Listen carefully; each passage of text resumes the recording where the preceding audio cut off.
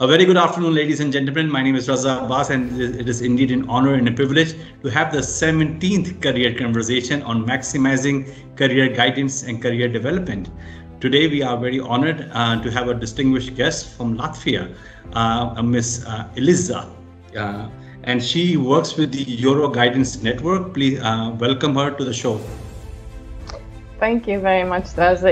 It's really an undeserved honor for me to be here. I look at the constellation of career guidance stars that you've been able to bring to your listeners, and I feel quite humbled to be here. Thank you very much. So, as you know, that this is a series that I started about 7-8 months back in the pandemic, and seeking different perspectives from around the globe. And I wanted to seek your perspective of how you came to this field of career guidance and career development, of inspiring and transforming people. Well, actually, there are a few interesting telling moments in my biography. First of all, I was the child of war refugees living in the United States. And I've grown up in the United States. I had my schooling there. And I had some interesting interventions in terms of career guidance that were a bit off the mark, and not taking into account that, I mean, all right, I look like I might be the average American, but with having my family background, the kind of career ambitions that my counselor suggested for me didn't really seem realistic. And then the next sort of turning point in terms of making career guidance really important to me was when I moved to Latvia after I'd finished university in the United States, and I worked as an English teacher in a Latvian secondary school. And I was also placed in charge of a ninth form class as their form mistress. And this was in 1991, 92, and as you probably know, the political situation and the economic situation and life in general was in a lot of upheaval in Latvia at the time, coming out of the Soviet Union. And these young people that I was in charge of were asking me questions. Teacher, where should I go after finishing school? What kind of options do I have? Where can I train further? What might be good options for my future career?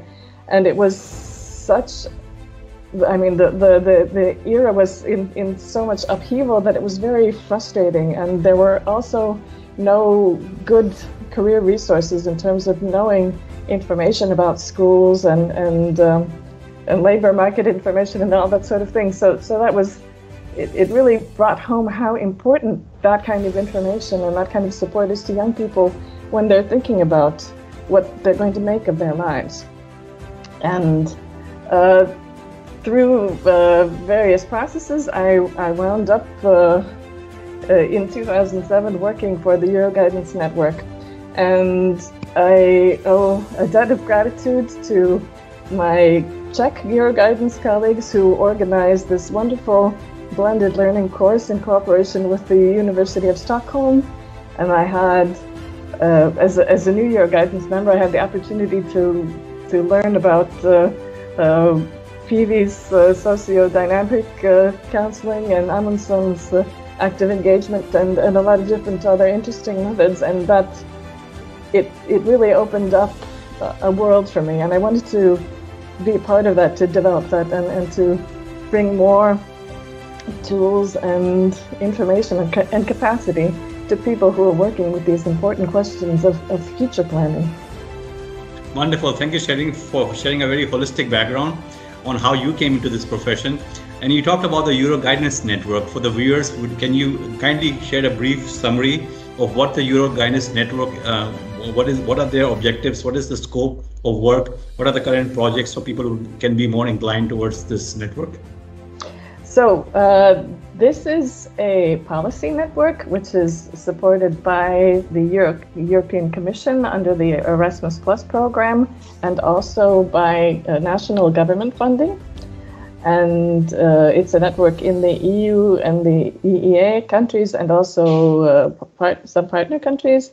And the objective is to promote the exchange of information on good practices and guidance, and also to help guidance practitioners understand how to support their clients who are interested in international learning opportunities. And the current focus of the Euroguidance Network as of 2021 is really a focus on capacity building of guidance practitioners. Wonderful. Thank you for sharing that. Talking of practitioners, and I wanted to share with the audience that how I started this YouTube channel, and what was the main reason of motivation. So the motivation was the IAEVG conference. The IAEVG conference of 2021, the theme of the conference is maximizing career guidance and career development. So I'm very fortunate to have this interview with Ms. Ilze. So I wanted to seek your perspective on how will you recommend practitioners, career scholars, career services professionals, students that are entering into this profession, on how they can A, optimize, B, advocate, and C, be super spreaders of this profession? I'm really grateful for the opportunity to cooperate with the International Association for Educational and Vocational Guidance. It's a real honor and a pleasure to be a board member of this organization, and it's an exceptional experience to be part of the organizing committee for this conference, in cooperation also with the Euroguidance Network and our national authorities here in Latvia. The idea is that, I don't know, in Latvia we have this expression that the shoemaker without shoes. I don't think that we as career guidance practitioners can avoid the idea of career development for ourselves and for our field. That's why this theme of maximizing the potential of career development is central to the conference. And I think it's not just a theme for a one-off event. I think it's really a professional theme for the career guidance community. We can't, or rather, I think it's better if we lead by example. If we look at how we as professionals can help develop our practices, we can look to research as the backbone of innovation, and look at the intersections between research and policy to make sure that the systems that we work in are effective and are meeting the needs of our clients. And I think it's important to find our niche within this whole ecosystem and to see how we can use the talents and the capacities that we have to make the whole system better. Thank you for sharing that, and I really like your perspective that this is not a one-off event. This should be a professional development mission of all practicing professionals of our profession. And I like the example that you shared that about the shoes. That was something very interesting. You talked about policy, and I think as career professionals, we are all very hopeful to have a career conversation with policymakers. And I know that at times could be very overwhelming for people. What are the baby steps? We start off baby steps. What are the baby steps that we can do in our own respective countries to have a dialogue with policymakers? Can you share your insights on that? Well, I think of course there are exceptional individuals who have sort of a North Star that they're aiming for, and they're able to cut through a lot of barriers simply on the power of their enthusiasm and their personal capital. But I think for the average person, it's so important to realize that there's power in organization. we need to, there's another Latvian expression that the lone individual is not really a fighter. To fight a good fight, you need to have companions who are supporting you. You watch each other's back, and so it's important for career practitioners to realize that the professional organizations are there with a purpose. And if you don't have such a professional body in your country, then that would be maybe the first baby step that I would suggest. Because of course it's easy to ignore an individual if you want to.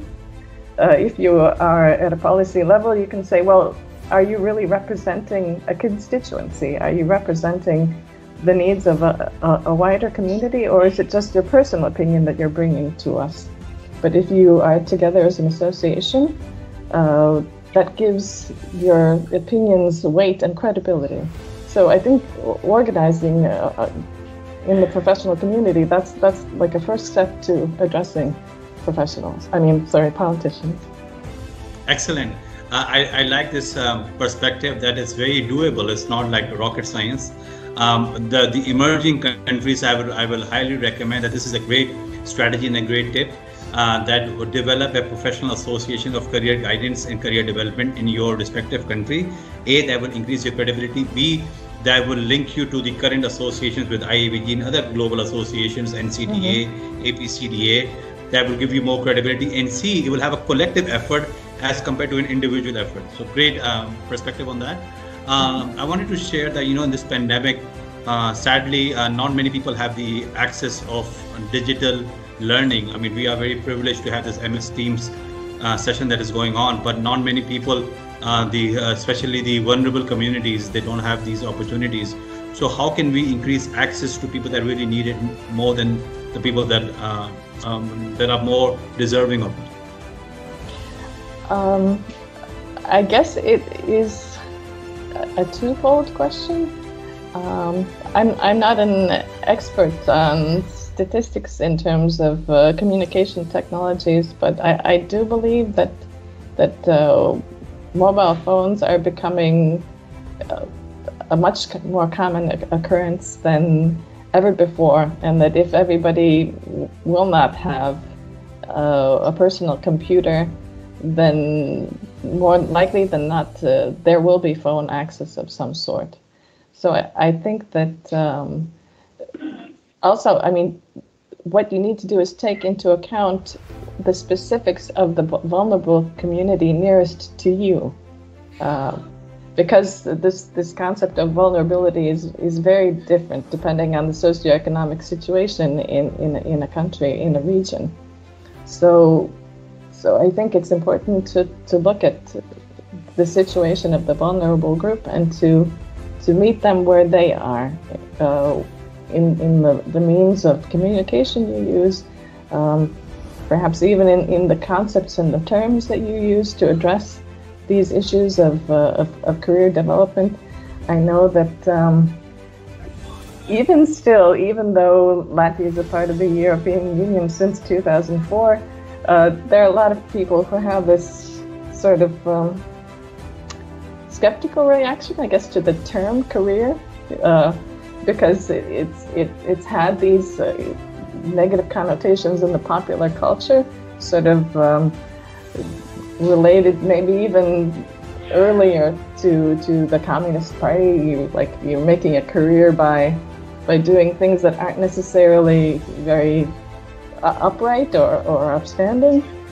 So this concept of career development, that's been something that we've had to do a lot of awareness raising about, that your career is basically in the Latvian context, we try to say that your career is your everyday life, the decisions that you make about what you're going to do, how you're going to learn to do that, where you're going to be implementing your knowledge and your talents, how you're going to be making a living, those are all career decisions. So this is a question of awareness raising. Thank you for sharing that reflective, that it's important to have more awareness raising in whichever part of the world you are. And last but not the least, I would like to seek your valuable perspective and advice to people that are entering this profession, especially the recent graduates of this wonderful profession that is so inclusive and that is so compassionate, people from around the globe. And those people that are already in this profession, how can they further increase their visibility in this difficult times that we are experiencing? I really welcome with both arms all the new guidance practitioners cropping up in the world, and give my warmest greetings to all the colleagues who are already seasoned veterans in this profession. I have to say that in my experience, really career guidance professionals are some of the kindest and most compassionate and forward-thinking and proactive people that you could meet. I think it's important to really take advantage of the satisfaction you can get from knowing that you have a role in helping people achieve their best possible scenario.